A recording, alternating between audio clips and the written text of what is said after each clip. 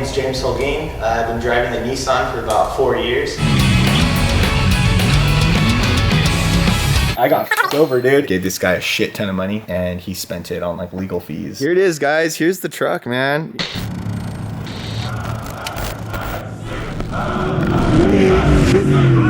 Is it rolling? It's rolling. Are you sure? Yeah. I feel like this is the first time I've ever done this. I don't know why I'm so nervous, man. You need to chill out. I need to chill out, man. We're over here at Morgan Clark's studio, and it's the moment some of you have been waiting for. Maybe about 7 or 8 people. I've been waiting for it. I've known James for how long? 4 or 5 years at least, maybe? Yeah, longer. And this is the first time I'm get to see the truck. Yeah, so I'm gonna show you guys the truck, man. See what this craft's all about. I'm really, truly excited when I see a truck in a pre-runner, and even driving down the street, our Shia and I are like pointing things out and we're like, oh cool, that's a cool truck, or what does it have on it, or like, oh, it has like coilovers, it's the bolt-on kit. Like, we're stoked. But the whole thing with my truck is that I've had it for so long, like expectations from waiting and all the work that needs to be done to it have been like increasingly high, right? So I don't know how to really explain that. I'm basically saying that I appreciate everybody's truck. I love the level that everybody's truck's at. I think my personal goals for my own thing that I'm building is really high for myself, just because I've waited so long and like sacrificed so much for it that I really want it to be the best that it can be, right? With the budget that I've had over the years. So my name's James Holguin. I've been driving the Nissan for about 4 years. First day out of the lot, me and a couple buddies of mine filled it up and went off-roading for the first time in that thing. Since then, I guess I could say I've been hooked. It's a part of my life, it's a passion of mine. My whole life kind of actually revolves around all this. Morgan, we're here, so I guess I should show the truck too, huh? What do you think, Morgan? Show the truck? I guess, huh? Here we go. I just want to get, more into your emotions. And oh, is that right? Really going on.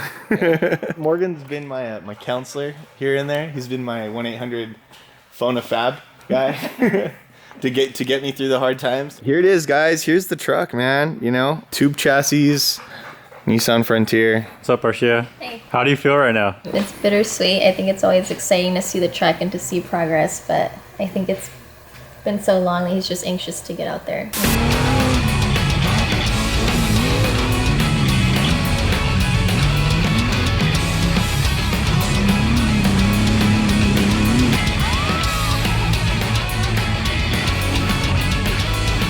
This is my high school truck, all right? I got it my senior year.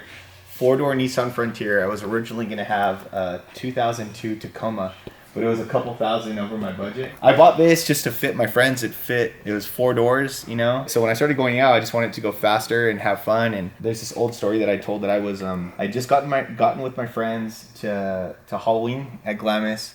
We pulled in right by the canal. And I've been going to Glamis for years, right? But I never really drove a 2-wheel drive truck in there. So I just pulled off to the road, which what I thought was the side of the road. And I just sunk in the sand. So me and all my homies have all these bikes hooked to a trailer. We're stuck. It's like 2-3 in the morning, typical my arrival time. I get there. The truck instantly gets stuck. My homies jump out. It's so late. Everybody's so tired. We're like, you know what? Screw it. Let's just sleep here, right? I wake up before everybody and I get up and I walk out towards the whoops where the welcome Glamis sign is. I seen this F-150. It was a 95 OBS F-150 just flying. And I was just like, what the F is that, man? I was just like, dude, just floating. It looked like an animal with the tires. I didn't really understand the pre-runner world. I didn't understand that like a truck with windows and doors can do that. So I just seen it bombing through and I was like, I don't know what that is, but I need that in my life, I was like 18 at the time. So I got a Fab Tech lift. I went through all that stuff. Little by little, I met a local shop. They like moved my tire to the back. We removed my tailgate and I was ready to send it, jump over the canal. So we're a Chino Hills guy. I was in like 2001. I was going to Chino Hills Spectrum when they would have like trucks at the In-N-Out and shit, like doing meats and whatever there. Yeah. And I would see Kirby and he had this like 4Runner that had like the back door chopped out. It was linked. And I remember seeing Kirby. Okay. And then that was it. And then whenever you had it, and it was not linked yet, but it was Leaf. Yeah. And there was Big Kirby on the side. That was right. So when was Kirby the first guy that did the main building to it? No, so I had met some local guys, and they had just opened up a shop. It was my sister's friends. And they told my sister, like, yo, your brother has a straight up pretty boy truck. And I was like, how dare you? I beat the crap out of all 6 inches of travel of it. And then I met these local guys. I was like, hey, well, then help me not make it a pretty boy truck, you know? So they started helping me build it more, making it look like a Prerunner. I put bigger tires on it. I put fenders on it. I did this and that. I was out in Glamis. My truck broke down. I was out in the dunes behind Olds, and I seen this dude just come ripping around in this Tundra. I was like, what the hell? How is there a truck way out here, like behind Oldsmobile, you know? And he just ripped this huge bowl. I was with my friend at the bottom of this bowl with his broken down buggy. And I see this guy, it's almost like taunting us, going in a circle, just ripping this huge roost. And I'm like, whoa, who are you, you know? So I go back to Gecko Road. I'm like, dude, I was telling everybody at camp, dude, I seen this truck, it's freaking awesome. I see him just blast by doing like 80 down by Gecko. And I'm like, dude, I gotta find this guy. I missed him. I go back the next trip, whichever it was like Thanksgiving or something, right? Back to Glamis. I see the truck again, like just ripping again. I'm like, dude, who is this guy?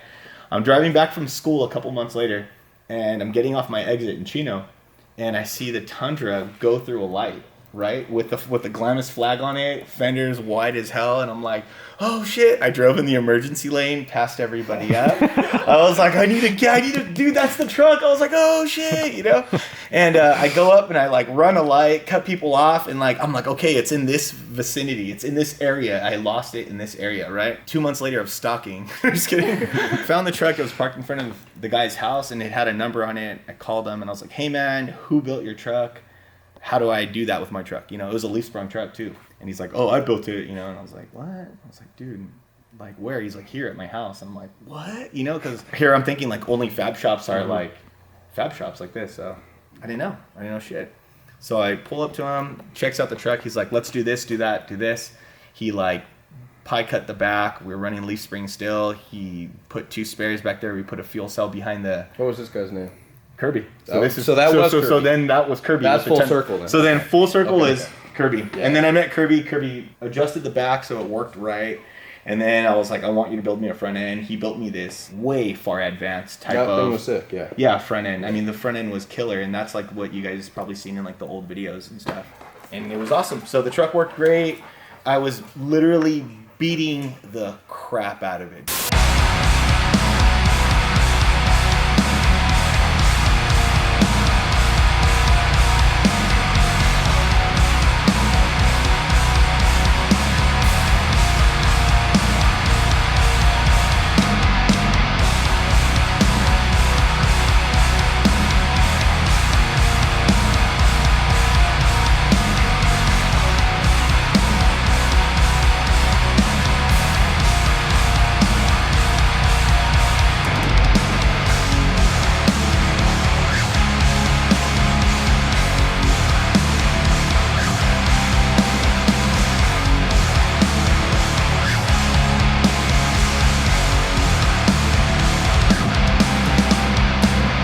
And then what made you take it to Eric's to get a tube chassis thing going? Went to Kirby. Kirby did the motor swap, right? So we found an LQ9 4L80 trans. There was a couple things that needed to be done, right? Like literally a couple things for it to work on the base, on the chassis and everything that we had already had built. I got referred to somebody. I got like my ass handed to me through this shop. It was bullshit. But yeah, dude, gave this guy a shit ton of money, and he spent it on like legal fees and all this drama. I got f***ed over, dude, and so I took it to this person, and he was like, yo, we can get way more travel out of your truck. Let me cut the firewall out. So I was like, all right. I come back, firewall's cut off, everything's chopped up. It's like tacked. A lot of things are tacked, and like I still had the Kirby suspension on, and I had met Darren, and Darren had his truck built by Eric, and then my friend Daniel Tyson, Pre-Ran had gotten his truck finished with Eric in like a few months. Like it was out of control. Super fast. From there, Eric basically designed this kit with some people, made it happen, and I'm super stoked that Eric, was able to do that for me. Like, and he was able to work with me in my budget and my time and everything.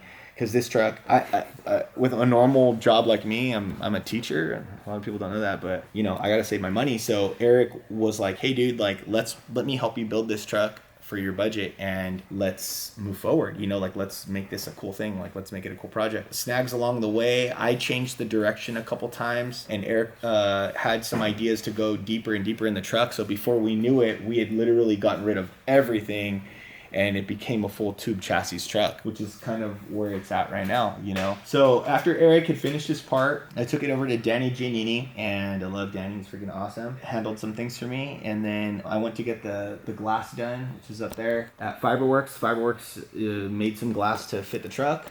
I gave him my original clip. They like built off that, and Jason killed it over there, dude. Took it to my buddy Poncho and Dave, and they got some stuff done on it. After that, Morgan's job was to... I signed up a while back to do the sheet metal and seal the cab. Yeah, so that was the original deal. Yeah. That was the original deal. You have such a love for the sport and for the lifestyle of it. And I think the knowledge of the process and what needs to get done, it just kind of got lost. Like from Eric's, the layout and the build, it's not just like a pre-runner with frame rails. It's a machine, you know, and it's got so many different processes that have to go through and be done first before the next one can be done. Some things got done before they needed to be done, and now it's a matter of addressing the issues first and getting the foundation straight before building the truck on top of it. Right, and I think one of the big things was, you know, once the structure's done, Morgan was going to seal it up, right? But I wanted my kids to be back here, you know, like I want to like have... I'm obviously not going to have 4 seats back here for all of, you know, 4 of my children, but I wanted 2 seats for the kids, and I think originally Eric wanted it to be like, he's building it to like, James, if you freaking roll in Barstow, Maine doing 80 or 90, you're going to be okay, and that's kind of like the front and rear passengers would be okay. Yeah, the front and rear passengers were built for that. For and like a cooler would be okay. Like like an actual race truck, like the whole thing was like. Yeah. You know, it was a huge, strong cage, but the difference is like, I told Morgan, I'm like, you know what, I want it to be comfortable, man. We're not only going to be, I want to go have fun. I want to drive around with my friends. I want to get this street legal, right? And drive around, go to In-N-Out with my kids and pick them up from school. Like, that's my dream. Swear to God. That's all I want to do. So I think that's where we're at right now. We're trying to like make as much space as possible in here inside the cab. And it looks overwhelming, you know, probably to some people, but, you know, I know the truck's in great hands with Morgan right now, and we're going to make it super comfortable, and of course super safe with Morgan and his crew over here. You know, like I've almost became like possessive of it, because I've just seen the truck change so many hands, and I just feel like it's just that it's gone so many different places that there hasn't been a proper direction to get the thing done efficiently and get it done the right way and taking the right steps.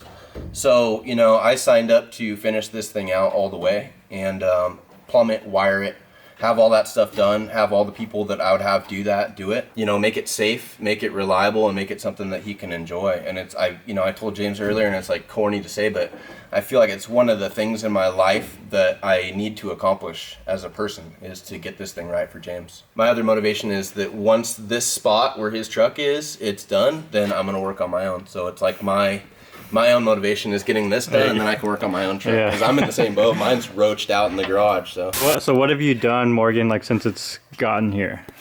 It's a big stress relief, you know, go out there and have fun, and, you know, basically pushing your truck to its limits as well as yourself. But, you know, you always got to remember, you know, to be safe out there as well. That's what it is.